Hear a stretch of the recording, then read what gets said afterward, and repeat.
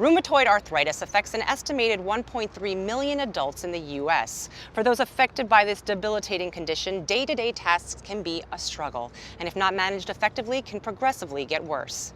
Today, we will be discussing rheumatoid arthritis and what patients need to know if their RA is not under control.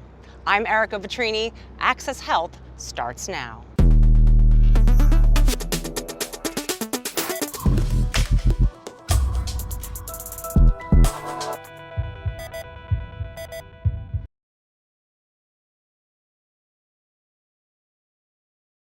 On that note, let's go meet Carla, a patient living with RA in Dallas, Texas.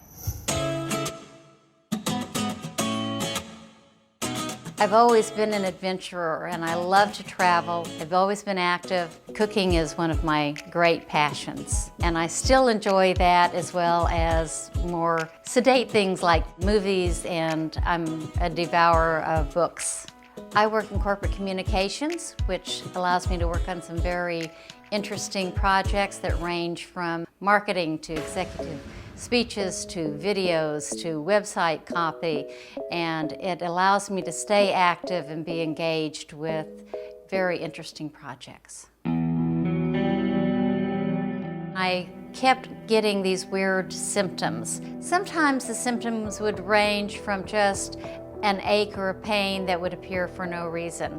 I would have strange rashes that the dermatologist didn't know what was, the allergist didn't know what was, but they would, go away with some anti-inflammatory treatments. And these would continue on and then go away over a period of probably 3 or 4 years. I wasn't sure what was going on until I had a really bad flare. My elbow blew up to the size of a grapefruit. But more than that, I started to continue to have all over, problems with my joints and morning stiffness and fatigue. And that, I think, gave the clue to my orthopedic professional that something more systemic was going on. So I was referred to the rheumatologist, who did diagnostic tests and did confirm rheumatoid arthritis as my condition.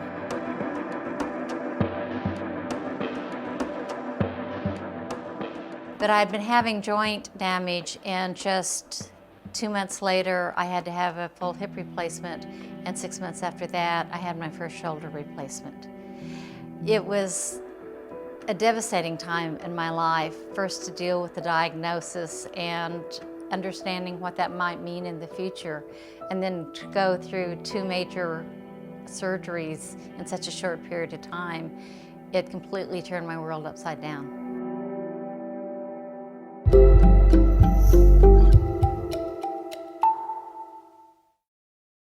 Thank you, doctor, so much. Now let's check in with Carla and Stephanie to see how they're managing their RA. I was having difficulty managing my disease. I still had a very full professional life and a very full travel life, but eventually, even working for myself, it became impossible for me to work full-time. Just getting up in the morning, getting ready, and driving to work, I was so exhausted. By the time I got to work, it was difficult for me to work. Then if I would have a flare, and you never knew from one day to the next how you're going to feel. And I wound up retiring earlier than I thought I ever would. But that gave me the opportunity to take a couple of years off and just focus on my health. The diet, the exercise, the things that I could control. One of the key parts of managing my condition is the great relationship I have with my rheumatologist. I actually fired my first rheumatologist who diagnosed me because I just couldn't relate to him. But now I found a doctor that treats me as a whole patient. We collaborate on my health care and talk about what the symptoms are and what new things are going on in your life and what is working and also what's not working, so you can get the best plan in place for bringing my life back to a level where I could once again enjoy those things that I enjoy that are important to me, like working part-time, traveling a lot, and enjoying life with my husband.